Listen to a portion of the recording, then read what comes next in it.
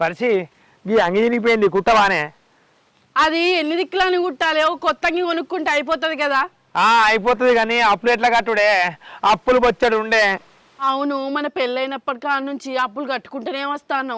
ఎవరికి లేని అప్పులు మనకే ఎందుకున్నాయి? మనకెందుకు ఉన్నాయంటే మా అమ్మయ్య పట్టున్నాయి అప్పులన్నీ. ఏం చేస్తాం? మీ అమ్మ ఏం చేసింది? ఏమన్నా భూమి జాగాలు కొని అప్పు చేసిందా? కాదు కాదు, మా సినిమా పోలకు మాకు లొల్లాయి. మేమేమో హైదరాబాద్ పోయి బతుకుతా అంటే అక్కడ వాళ్ళు ఉండబట్టే ఇక్కడ వాళ్ళు ఉండబట్టే అని మా తాత రాళ్ళని అని మమ్మల్ని పిలిచిండట. పిలిచి ఇద్దరికి సగం ఆస్తి పంచుతా అని చెప్పిండట. పంచుతా అని చెప్పిన వల్లే మా అమ్మ ఉండి అబ్బా గట్టెట్లా వస్తారు, మేము వేరే కాడ పోయి బతుకుతాను, అయినా కానీ మాకు సగమే వస్తారా, మాకు ఎక్కువ కావాలి అని చెప్పి మా అమ్మ గట్టిగా లొల్లి పెట్టిందట. లొల్లి పెట్టిన వల్లే ఇక వాళ్ళకేమో పావుల వంతు మాకు 30 వంతు పంచిండట మా తాత. గట్ల మాకు అప్పులు అయినాయి. అగో ఇంకేంది, మీకే ఎక్కువ వచ్చే వాళ్ళకే తక్కువ వచ్చే అప్పులు ఎట్లయితాయి?